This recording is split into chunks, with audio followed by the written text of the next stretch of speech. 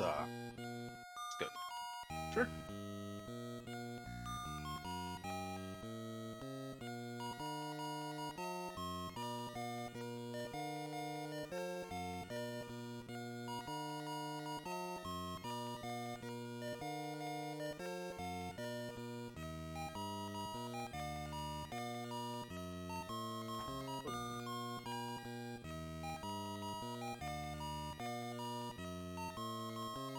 It looks like we're live. It looks like we're live. I think we should be, yeah. Yeah, I think we're up and running. What's up, everyone? I'm ebloodycandy, and with me, I have Mo now as my commentator. We have swap seats. Mo now as my commentator. Yeah, and our duplicates should be gone, hopefully. Yeah, and our duplicates should be gone. I don't know, maybe. Hopefully. So yeah, Little Mermaid on the Game Boy. This is something very out of my comfort zone. I typically don't run games like this.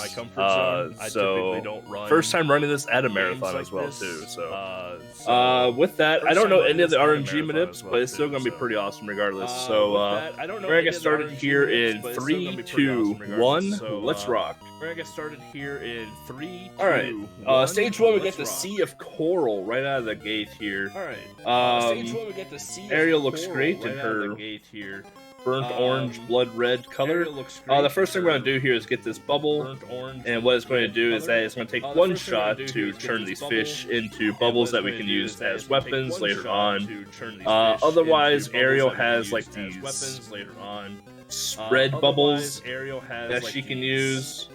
And it takes 2 of them to turn a fish into a bubble, so we want to try at all costs not to lose this bubble power up at all. And if we do die, we do lose the power up. So we're hoping to just not die in a video game. Yeah, especially because a lot of people who run this game, I guess, or play this game, like, we have no idea where the other bubbles are to upgrade the attack. Yeah. So it's mostly just a reset as soon as you die. But this game has a lot more to offer than you would see in a speed run, because this is just blasting through it without picking anything up. Yeah, I know where one other bubble power up is at. So if we do die before that, then yeah. So the first boss there is the shark. Basically what we want to do is that we want to turn the fish into bubbles and hit the shark anywhere in the body or the face with the bubble fish. Now we're into the sunken ship, and even this stage is actually pretty easy. The weird part about this stage is that you get the what I call the ghost fish. The ghost fish are like these fish with a sheet over their head and some eyes cut out. It takes actually 2 hits to take them out, because of their extra armor that they have. Even if you hit them with a fish, it still takes 2 hits. If you're familiar with the NES version of this game, this is literally the same except for one thing that's different near the end. But they're both exactly the same game, so if you know how to play/run that game, you basically know how to play/run this game. It's a very one-on-one board, really. This is my least favorite boss in the run. Because I don't like dealing with the lobsters at all. Or crabs or whatever. Oh, I just lost them. Crabs or whatever. Oh, I just lost one. Yeah, you pushed that one out of the screen. I pushed it out of the screen, but I still somehow had it in my possession. And then at the end of every boss fight, you have to pretty much go to the middle of the screen, at the top of the screen, and an urn or a vase is going to fall down. You collect that to end the stage and move on. From here, I'm mashing start and A to get out of the cutscene as fast as possible.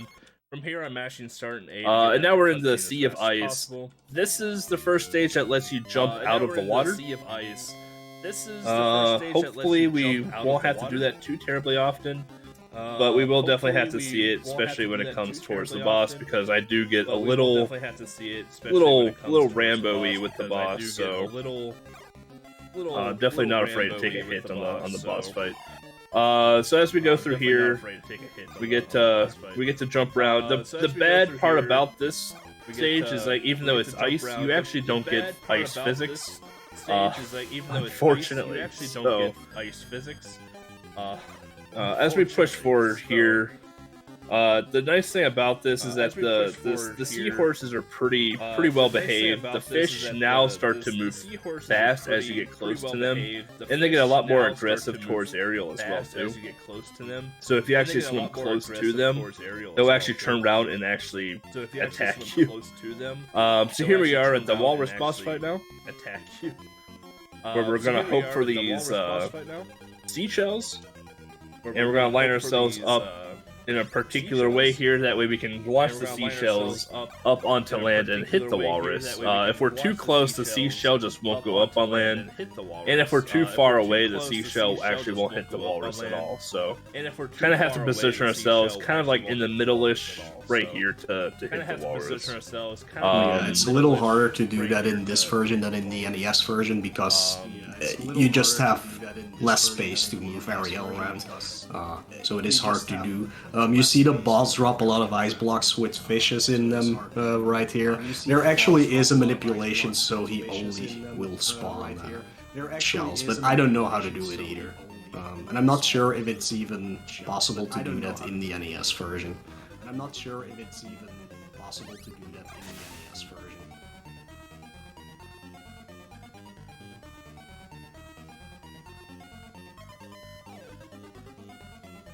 Definitely not cooperating, as you can see. Oh, I made him cooperate. Definitely not cooperating, as you can see. Oh, I made him cooperate at the end there. I forced him to cooperate at the end there. Yes.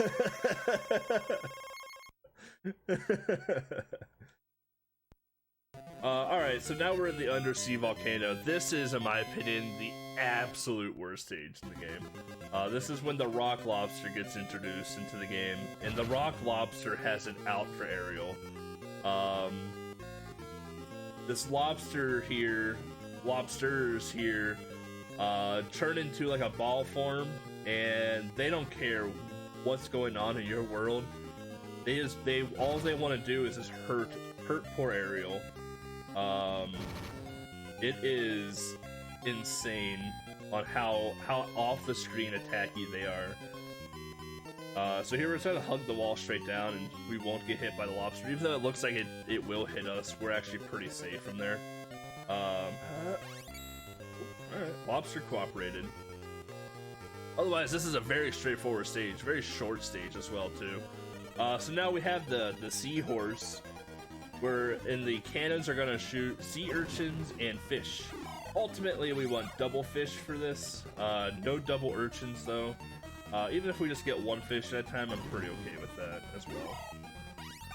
Yeah, again, this is one of these bosses that, at least on Game Boy, you can manipulate if you know how to do it. I think it first starts with how you enter the screen, like from what position, and then you have to like wait for another spawn while the other ones are already on screen, and then hit the boss at the appropriate time, so you will always get double fishes. Makes it a lot shorter, of course, but it's not like it's hard or anything if you don't know how to do it. Alright, so now we're into the final stage, which is Ursula's Castle. This is the maze stage, so this is the know what door to go into stage. And you want to go into the door there, Ariel? Thank you. Okay, well, I guess we'll just do that then. And if you don't know where you're going, you spend a lot of time in this stage, as I found out last night derusting the game. I found out there are so many different paths that you can take, because I forgot the route. But basically, from here you choose the first door, and you just kind of make your way right. And then as you progress through, you're gonna come across some of the seahorses they can use to clear your path. Yeah, this is where the game differs from the NES version, because you do go into different doors. So don't make that mistake if you're playing both games. They are slightly different, even though the stage is completely the same. They just lead to other places there. So this is the fight I had last night. Not spawn me any ads. Okay, I pressed up, but whatever. So what Ursula's gonna do is that she's gonna drop down this pollen, and it's gonna spawn some fish and seahorses. And you want to hit her in her chin with the bubble fish and the bubble seahorses. Anytime here, Ursula. So you can see here how the fish kind of get a little angry at you. Oh, 1 hit point. Oh god. Oh, angry fish too. Now I'm playing it a little safe here. I really don't want to die here and have to like use double hits to.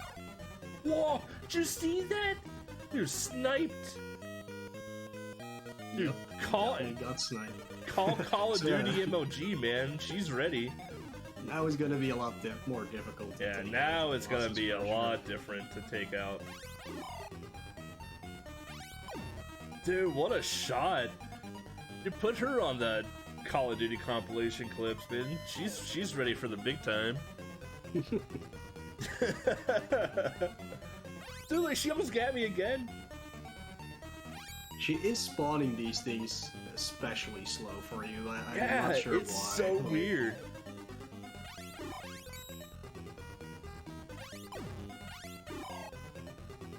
Like I said, like last night, I had her go literally the entire fight not spawning anything for me. Like typically she spawns this stuff quick. Yeah, I've never seen this before, to be perfectly honest. There we go. Yeah, you're Ursula. Alright, it's Ursula phase 1. Awesome.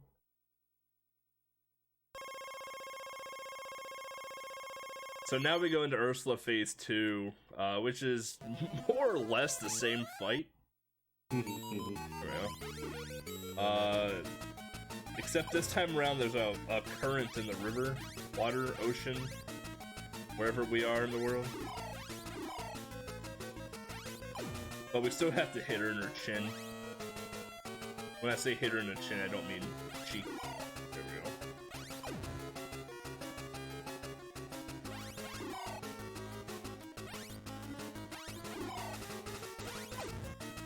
Then time will be once Ursula starts shaking. Yeah, I believe it's 7 hits? 8 hits? I think it's... yeah, something like that. It's been a while. It's right now, it's the time, yeah.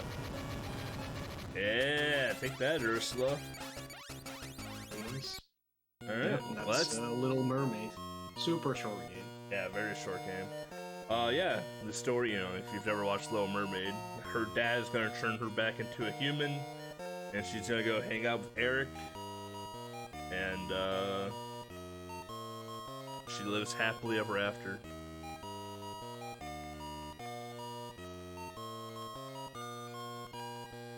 You get to listen to probably the best Disney song known to man. Yeah, that's it for Little Mermaid. Thanks for watching. And then after this, I have Shaq Fu, which is always a delight.